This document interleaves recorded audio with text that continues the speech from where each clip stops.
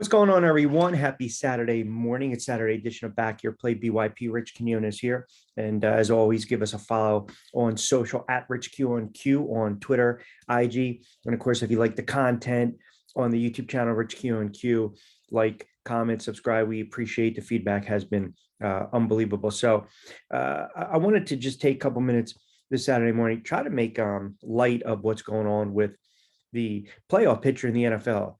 Sunday, tomorrow, week 18, it's a huge day in the NFL, tons of playoff implications.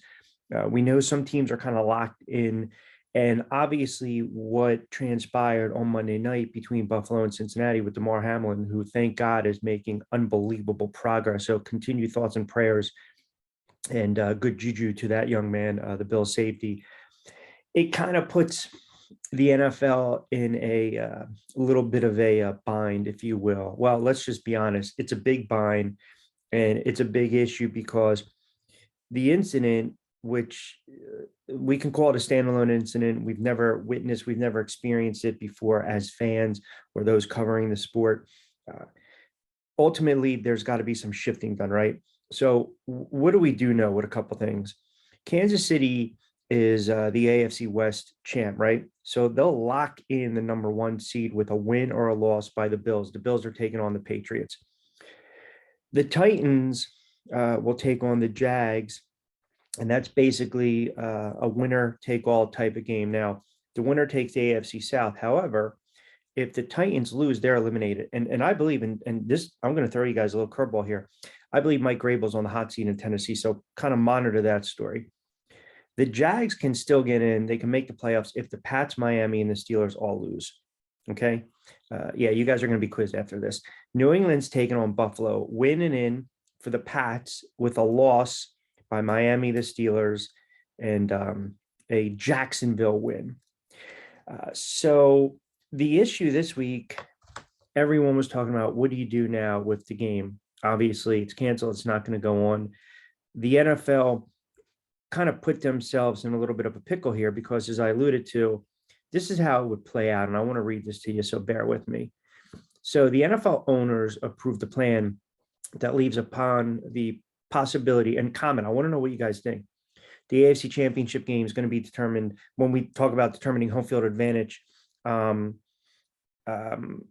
They're trying to figure everything out. So they approved a plan that leaves open the possibility of a neutral site for the AFC Championship and could determine home field advantage for a wild card game between Cincinnati and Baltimore via a coin flip.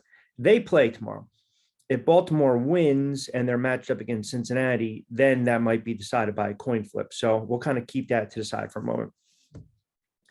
If Buffalo and Kansas City both win or tie, Bills-Chiefs championship game would be at a neutral site. This is from the NFL now. These are, like I said, week 18, approved for holding the title game on a neutral site. I'm telling you, a lot of people are not happy about this, but you couldn't foresee what transpired. I think the NFL was in a no-win situation here. All right. If Buffalo and Kansas City both lose and Baltimore wins or ties, the Bills-Chiefs championship game would be at a neutral site. Okay, it's getting a little dicey now, right?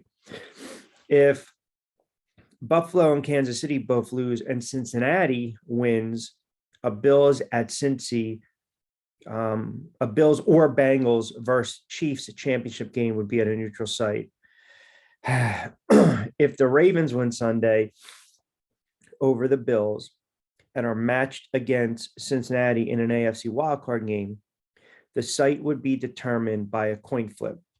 If Cincinnati wins, or if the two teams are not matched against each other, as I just mentioned, after potential Ravens win, the regular scheduling proceeding would be used.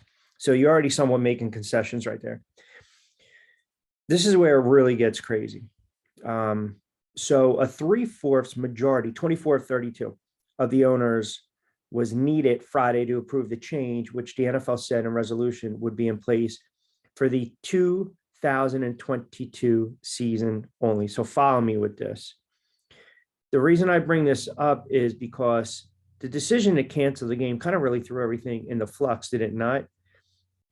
If you take it a step further, potential neutral sites have not been determined. The seats will hold up throughout the playoffs. But if Buffalo and Kansas City both win this weekend, the Chiefs will get the bye, as I mentioned, to the divisional round. Buffalo wins and Kansas City loses. The Bills will be the number one seed and get the bye, in which case no neutral site will come into play. This is why a lot of Cincinnati fans, and I get it, I want to get into Joe Mixon in a moment, why they're kind of up in arms with this, because everybody at the end of the day, first and foremost, this kid's health is paramount. And like I said, I'm not going to get on that hill to die on and scream at the top of my lungs that this is unfair. It's just a really unique situation that we've never experienced, as I said, in the media and as fans. So this is why Joe Mixon kind of took to Twitter the other day, the veteran running back of the Cincinnati Bengals, and said, quote, "So we're not following the rules no more."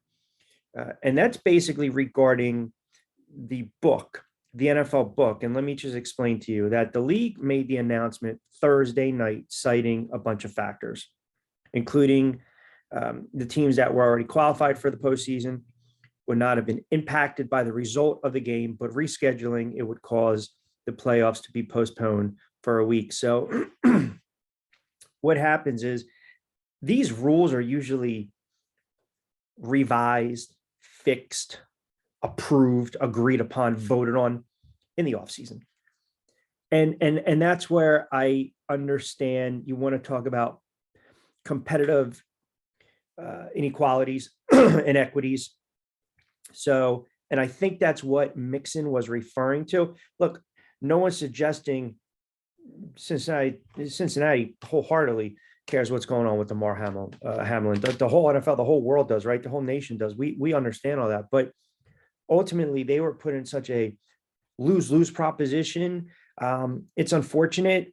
Now, there's a positive to this to some extent. See, teams like Cincinnati and Buffalo, obviously, you want that game in your, even Kansas City to some extent, because of the weather, right? You want nasty, crappy conditions. It's hard to go up and win in Buffalo in January when there's snow, or Kansas City when it's 10 below, or Cincinnati when the wind is blowing. I totally understand that. They're trying to now find a neutral site for Kansas City, Buffalo, and Cincinnati. You know, I'm not going to say your choice of travel, so to speak, if we were to get to that for the AFC Championship game. So a couple of things. Allegiant Stadium has come to mind, which would be a potential host for the AFC Championship game per the Raiders. Alliance Stadium, pardon me, per the Raiders owner Mark Davis. I also heard Indianapolis as well in the Dome. Look, ultimately, this is kind of where we're at. It was a really unfortunate situation. It was a really bad situation. And I know people, it affects, you know, a lot of things. You got to bring it up. It also affects bettors and futures. It's going to affect the line movement. We know all that. So those are things to be taken into consideration, but it's just a very rare situation. And it's just, it happened to fall this season. Who's to say it wouldn't have happened if down the road? I mean, you can't, this was inevitable. This was going to happen one time in the NFL, right? It really was. Something like this, whether a player got hurt, whether we were talking about what transpired years ago, 9/11 postponing the games, or Hurricane Katrina when New Orleans was displayed. I mean, things happen, things that are out of your control. So I get where the frustration comes from these teams and the fan base. I totally understand it. If this happened and the Giants had to move around or try, yeah. But I would also understand that it is what it is. There's really nothing more you can do about it. I mean, that's kind of like the crux of why I wanted to kind of speak to you guys today, because a lot of people on my timeline have been blowing up saying, this is unfair, competitive, disadvantage. I get it. But at the end of the day, you win the battle in the trenches and you're the better team. You figure out a way to win the game. And people don't want to hear that. NFC, Tampa's the 4th seed. That's locked in. The Giants are locked in at the 6th seed. It appears they'll play Minnesota. San Francisco has an outside shot to get the 1 seed. Dallas plays Washington tomorrow. If Dallas wins and the Giants beat the Eagles, then the Dallas Cowboys will win the NFC East and then get that 2 seed. San Fran can still get the 1 seed. And same thing, kind of an outside shot with the Vikings, who play the Bears. And that's kind of where we're at. And listen, it's just again, I can't emphasize this enough. It was just a situation that was a freak incident, a freak accident. And again, I'm not going to scream at the top of my, the hill to die on is not this one, at least for me, and you guys might be watching, you guys might be commenting, and that's what we want. We want to get your insight on it and your opinion and your thoughts, and we can go back and forth. It's just, they were kind of, the NFL is kind of put in a bad spot because you were not going to continue that game. Where are you going to play that game? Wednesday, Thursday, and then the players rest and then have to go back either Sunday or start to push things back. And then we're still going to have this conversation because other teams would have, quote unquote, extra time to get healthy and rest. So as I alluded to, it's a bad spot all around. But the one positive is that DeMar Hamlin seems to be awake. They took the breathing tube out, communicating with his teammates, his family, the medical staff.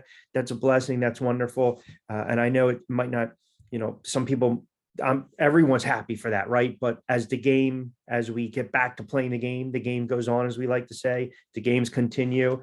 They'll look back and, I get Joe Mixon's angst. I understand his annoyance and his frustration because you're right. Typically these types of moves, but if anything also comes about, now you're kind of prepared, right? I mean, this is something that I'm sure that all the NFL heads and the commission, they were all sitting there up all night drinking coffee, trying to figure a best win-win situation. And I think a lot of people think, Cincinnati was also just going to breeze by Buffalo. And I don't think that's going to be the case.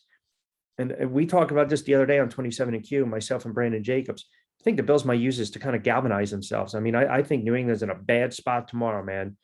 I really do. I think they're in a bad spot tomorrow. So later on, we might go live. I'll give you some picks and plays Sunday morning. So you can tweet at me. As I mentioned, hashtag BYP. You guys have been phenomenal with the comments, the likes, the shares. Like I said, if you like the content, we don't ask for much. Share it, subscribe, and keep the views coming. You guys are fantastic. The other thing I want to mention too, real quick, is that